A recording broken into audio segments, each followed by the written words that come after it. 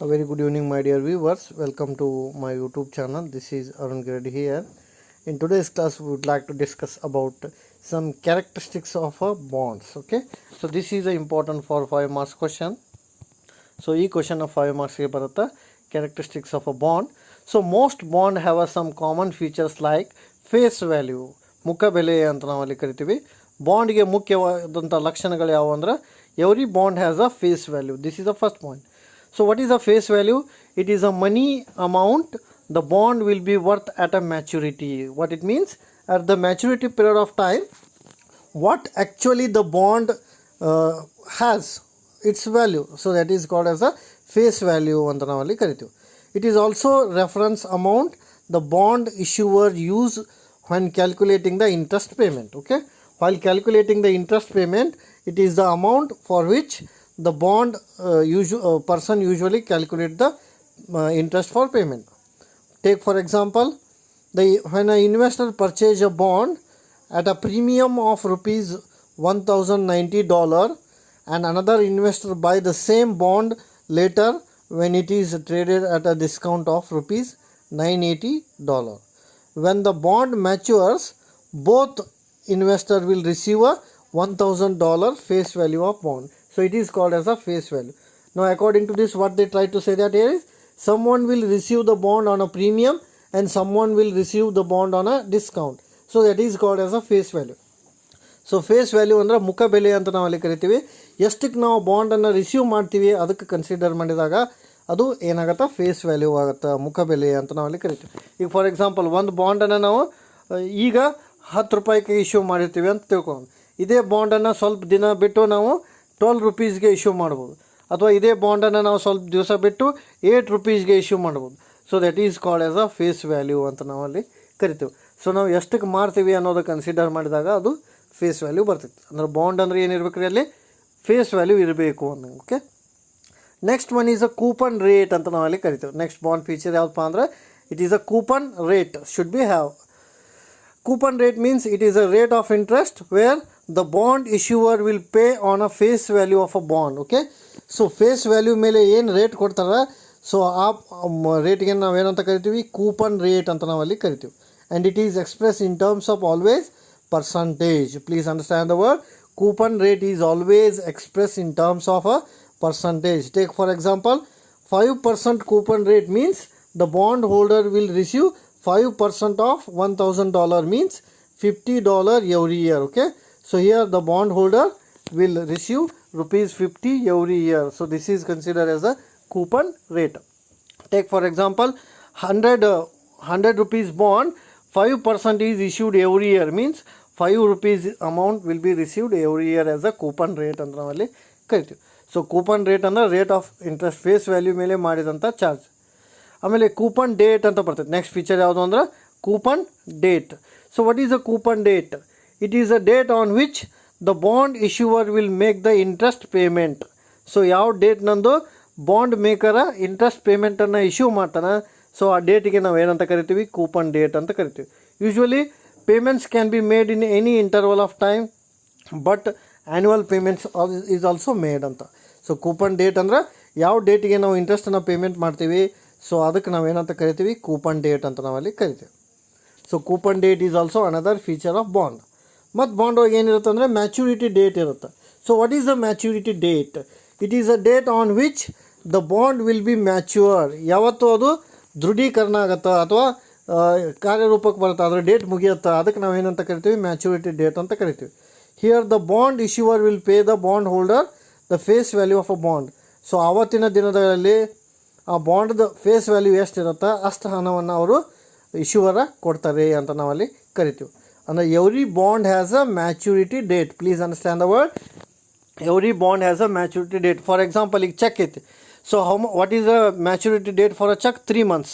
So ಆ 3 monthsಗೆ ಅದು ಮುಗಿದು ಹೋಗುತ್ತೆ ಅದ್ರ ವ್ಯಾಲಿಡಿಟಿ. ಹಂಗೆ every bond has a fixed maturity date. ಪ್ರತಿಯೊಂದು ಬಾಂಡ್ಗೂ ಸ್ಥಿರ ದಿನಾಂಕ ಇದೆ, ಆ ಸ್ಥಿರ ದಿನಾಂಕದಂದು ಅದರ ಡೇಟ ಮುಗಿದು ಹೋಗುತ್ತೆ, ಅದನ್ನು ನಾವು ಏನಂತ ಕರಿತೀವಿ, ಮ್ಯಾಚುರಿಟಿ ಡೇಟ್ ಅಂತ ಕರಿತೀವಿ. ಆಮೇಲೆ ಬಾಂಡ್ ಅಂದರೆ ಅದರಲ್ಲಿ ಏನಿರಬೇಕು ರೀ, ಇಶ್ಯೂ ಪ್ರೈಸ್ ಇರಬೇಕು. So every bond should have a issue price. Then what is the issue price? It is a price at which the bond issuer originally sells the bond. Now please understand the word issue price. It is a price at which the bond issuer originally sell the bond. So ಮೂಲವಾಗಿ ಬಾಂಡನ್ನು ಏನು cell ಮಾಡಿರ್ತಾರ, so ಆ ಪ್ರೈಸಿಗೆ ನಾವು ಏನಂತ ಕರಿತೀವಿ, issue price ಅಂತ ನಾವಲ್ಲಿ ಕರಿತೀವಿ. So issue price means it is a price at which the bond issuer originally sell the bond. ಮುಖ್ಯವಾಗಿ ಮೂಲವಾಗಿ ಸೊ ಏನು ಮಾರಾಟ ಮಾಡ್ತಾರಲ್ಲ ಬಾಂಡ, ಸೊ ಅದಕ್ಕೆ ನಾವೇನಂತ ಕರಿತೀವಿ, ಇಶ್ಯೂ ಪ್ರೈಸ್ ಅಂತ ನಾವಲ್ಲಿ ಕನ್ಸಿಡರ್ ಮಾಡ್ತೀವಿ. ಆಮೇಲೆ ಫೇಸ್ ವ್ಯಾಲ್ಯೂ ಅಂತ ಆಲ್ರೆಡಿ ಹೇಳಿವಿ ನೋಡಿ, ಜಸ್ಟ್ ಎಕ್ಸ್ಪ್ಲನೇಷನ್ 1 ಸೆಕೆಂಡ್ ಕೊಟ್ಟಾರ. Face value means it is a price of a single unit of a bond issued by the enterprise. So ಏನು ಬಿಸ್ನೆಸ್ನವರು ಇಶ್ಯೂ ಮಾಡ್ತಾರೆ, ಸೊ ಅದು ಫೇಸ್ ವ್ಯಾಲ್ಯೂ ಆಗಿರುತ್ತೆ. ಇಲ್ಲಿ principal amount nominal value is called as a face value ಅಂತ ನಾವಲ್ಲಿ ಕರಿತೀವಿ. Here it is a legal obligation to get the return ಅಂತ ನಾವಲ್ಲಿ ಹೇಳ್ಬೋದು.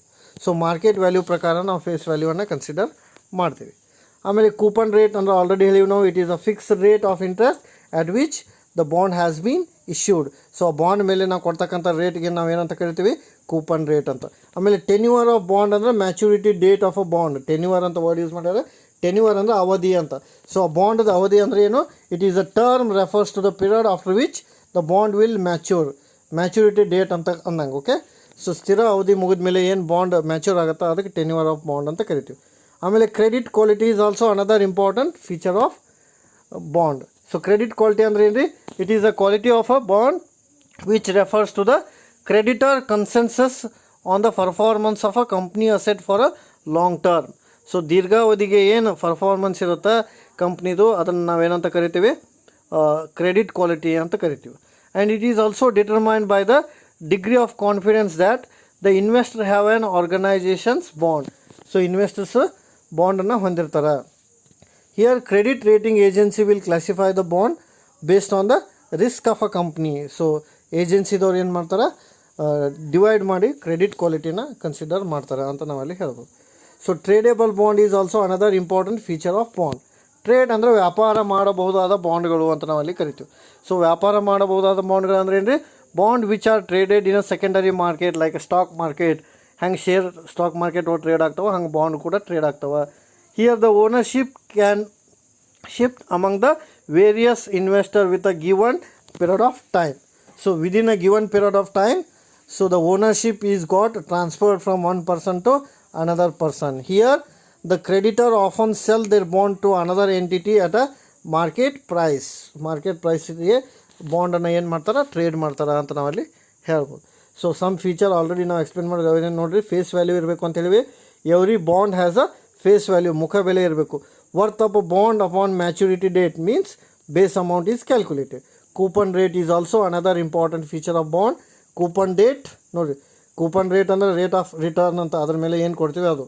ಕೂಪನ್ ಡೇಟ್ ಇರಬೇಕು, ಮ್ಯಾಚುರಿಟಿ ಡೇಟ್ ಇರಬೇಕು, ಆಮೇಲೆ ಇಶ್ಯೂ ಪ್ರೈಸ್ ಇರಬೇಕು. ಏನು ಬಾಂಡ್ಗೆ ಏನಿರ್ಬೇಕು ರೀ, ಕಂಪಲ್ಸರಿ ಇಶ್ಯೂ ಪ್ರೈಸ್ ಇರಬೇಕು. ಎಷ್ಟು ಪ್ರೈಸಿಗೆ ನಾವು ಮಾರಾಟ ಮಾಡ್ತೀವಿ ಅನ್ನೋದು. So issue price, it is a price at which the bond is initially sold to the investor by the issuer. So starting ಒಳಗೆ ಇಶ್ಯೂವರ್ ಏನು ಮಾರಾಟ ಮಾಡಿರ್ತಾನೆ ಯೂಸರ್ಗೆ, ಆ ಪ್ರೈಸ್ಗೆ ನಾವೇನಂತ ಕರಿತೀವಿ, ಇಶ್ಯೂ ಪ್ರೈಸ್ ಅಂತ ಕರಿತೀವಿ. Usually it is a price at which investor by the bonds. So ಏನು ಇನ್ವೆಸ್ಟರ್ ಕೊಂಡು ತೊಗೋತಾನ ಬಾಂಡ್ಸ, ಅದಕ್ಕೆ ನಾವು ಇಶ್ಯೂ ಪ್ರೈಸ್ ಅಂತ ಕರಿತೀವಿ.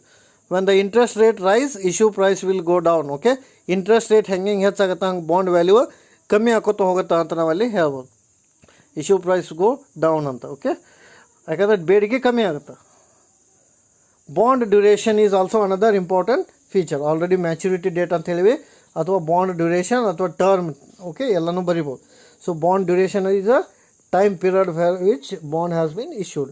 ಆಮೇಲೆ credit quality should be there along with the principal amount which has been issued. Okay, so another characteristics of bond, features of bond ಹೇಳೋದಾದ್ರೆ, it is a index bond. So index bond is also another important feature of bond. So according to index bond, it is a bond that has a interest payment based on the inflation index so as to protect the holder from inflation. ನೋಡಿ, inflation ಅಂದರೆ ಅತಿ ಪ್ರಸರಣ. So ಅತಿ ಪ್ರಸರಣದಿಂದ protect ಮಾಡುತ್ತೆ ಇನ್ವೆಸ್ಟರ್ನ, ಅದಕ್ಕೆ ನಾವೇನಂತ ಕರಿತೀವಿ, index bond ಅಂತ ನಾವಲ್ಲಿ ಕರಿತೀವಿ. ಆಮೇಲೆ income bond is also another feature. So according to income bond, it pay the interest only if there is a earn.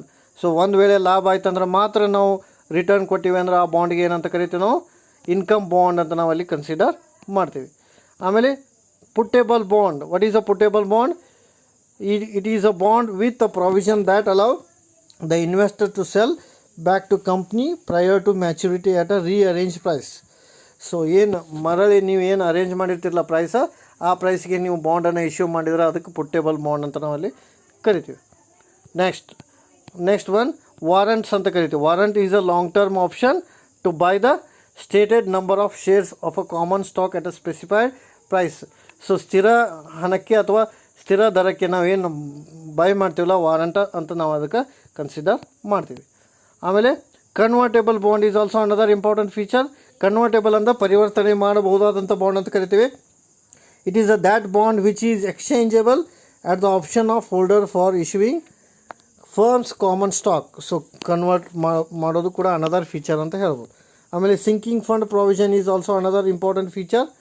So sinking fund ಅಂದ್ರೆ it is a provision in which bond contract that will require the issuer to retire the portion of a bond issues each year. Each yearಗೆ ನಾವು ಬಾಂಡನ್ನು issue ಮಾಡಿದ್ರೆ ಅದು sinking fund provision. Okay. Next call provision is also another important feature. So according to this the provision in a bond contract that will give the issuer right to redeem bond under a specified terms prior to the normal maturity date. So normal maturity ಡೇಟ್ಗಿಂತ ಮುಂಚೆ ನಾವು ಏನಾದರೂ issue ಮಾಡಿದ್ದೀವಿ ಅಂದರೆ ಅದು ಕಾಲ್ provision ಅಂತ ನಾವು ಅಲ್ಲಿ ಕನ್ಸಿಡರ್ ಮಾಡ್ತೀವಿ. ಆಮೇಲೆ ಮ್ಯಾಚುರಿಟಿ ಡೇಟ್ ಆಲ್ರೆಡಿ ಹೇಳಿವಿ ನಾವು. ಮ್ಯಾಚುರಿಟಿ ಡೇಟ್ ಅಂದರೆ ಫಿಕ್ಸ್ ಡೇಟ್ ಇರುತ್ತೆ, ಸ್ಪೆಸಿಫೈಡ್ ಡೇಟ್ ಇರುತ್ತೆ, where the face value of bond must be repaid. So ಅದು ಏನು ಫೇಸ್ ವ್ಯಾಲ್ಯೂ ಇರುತ್ತಲ್ಲ ಬಾಂಡ ಅದನ್ನ ನಾವು ರೀಪೇ ಮಾಡಬೇಕಾಗತ್ತೆ. ಯಾವಾಗ ರೀಪೇ ಮಾಡಬೇಕಾಗತ್ತೆ ರೀ? ಮ್ಯಾಚುರಿಟಿ ಡೇಟ್ ಇದ್ದಾಗ. ಆಮೇಲೆ ಜೀರೋ ಕೂಪನ್ ಬಾಂಡ್ ಅಂತ ಕರಿತೀವಿ. So it is also another feature. According to this the bond that will pay no annual interest but it is a solid at a discount below par, so that compensating the investor in the form of capital appreciation ಮಾಡಲಿಕ್ಕೆ ನಾವು ಅದನ್ನು issue ಮಾಡ್ಬೋದು. Zero coupon bond. ಆಮೇಲೆ floating rate bond. It is a bond whose interest rate fluctuate and shift to the general level of interest. Okay. Fluctuate ಆಗೋತಕ್ಕಂಥ nature ಇರುತ್ತೆ ಅಂತ ಹೇಳ್ತೀವಿ ನಾವು. Bond means it is a fluctuating in nature. ಇದನ್ನು ಬರೀಬೋದು ನೀವು. ಬದಲಾಗುವ ಸ್ವಭಾವವನ್ನು ಒಳಗೊಂಡಿದ್ರೆ ಅದು ಕೂಡ ಏನಂತ ಕರಿತೀವಿ ನಾವು ಬಾಂಡ್ ಫೀಚರ್ ಅಂತ ನಾವಲ್ಲಿ ಹೇಳ್ಬೋದು. Okay. So next fix rate ಇರುತ್ತೆ ಬಾಂಡ್ ಒಳಗೆ always. Bond whose interest rate is fix for a entire life. So ಪೂರ್ತಿಯ ಬಾಂಡ್ ಅವಧಿ ಮುಗಿ ತನಕನೂ ಯಾವಾಗಲೂ ಫಿಕ್ಸ್ ರೇಟ್ ಆಫ್ ರಿಟರ್ನ್ ಸಿಗ್ತಿರುತ್ತೆ. ಯಾರಿಗೆ? ಇನ್ವೆಸ್ಟರ್ಗೆ. It means whether bond is in a profitable situation or a loss situation, it doesn't matter to the investor. The investor will always get the fixed rate of interest on their bond. So ಅವ್ರು ಏನು bond ಹೊಂದಿರ್ತಾರಲ್ಲ ಆ bond ಮೇಲೆ ಯಾವಾಗಲೂ ಅವರು fixed rate of ರಿಟರ್ನನ್ನು ಪಡ್ಕೋತಾರೆ. Bond value ಲಾಭದಲ್ಲಿದ್ದರೂ ಅಷ್ಟೇ, ಬಾಂಡ್ ನಷ್ಟದಲ್ಲಿದ್ದರೂ ಅಷ್ಟೇ ಅಂತ ನಾವಲ್ಲಿ ಹೇಳ್ಬೋದು. ಆಮೇಲೆ ಕೂಪನ್ ಇಂಟ್ರೆಸ್ಟ್ ಪೇಮೆಂಟ್ ಅಂದರೆ it is a stated annual interest rate on a bond. So annual interest ರೇಟ್ಗೆ ನಾವೇನಂತ ಕರಿತೀವಿ? ಕೂಪನ್ ಇಂಟ್ರೆಸ್ಟ್ ರೇಟ್ ಅಂತ ನಾವಲ್ಲಿ ಕರಿತೀವಿ. ಆ್ಯನ್ಯುವಲಿ ಎಷ್ಟು ನಾವು ಅವ್ರಿಗೆ ರೇಟ್ ಆಫ್ ಇಂಟ್ರೆಸ್ಟ್ ಕೊಡಬೇಕು. For example 9% bond, 8% bond, 6% bond. So like this it is called as a annual interest rate on a bond ಅಂತ ನಾವಲ್ಲಿ ಹೇಳ್ಬೋದು. ಆಮೇಲೆ ಕೂಪನ್ ಪೇಮೆಂಟ್ ಆಲ್ರೆಡಿ ಹೇಳಿವಿ. It is a specified number of dollar of a interest paid each year. So each year ಒಳಗೆ ನಾವು ಏನು interest payment ಮಾಡ್ತೀವಿ in terms of a dollar ಅಥವಾ in terms of amount money whatever may be the currency, that is called as a coupon payment ಅಂತ ನಾವಲ್ಲಿ ಹೇಳ್ಬೋದು. ಆಮೇಲೆ face value is already I told this is the first important. So face value is or par value is a important character of a bond. So these are all consider as a features of a bond. ನೋಡಿ ಭಾಳ important question ಇದೆ, explain ಮಾಡಿದ್ದೀನಿ ಇದನ್ನು. ಬಾಂಡ್ದ ಲಕ್ಷಣಗಳು ಏನು ಅನ್ನೋದನ್ನು ನಾವು explain ಮಾಡಿದ್ವಿ. Okay. Thanks for watching the video.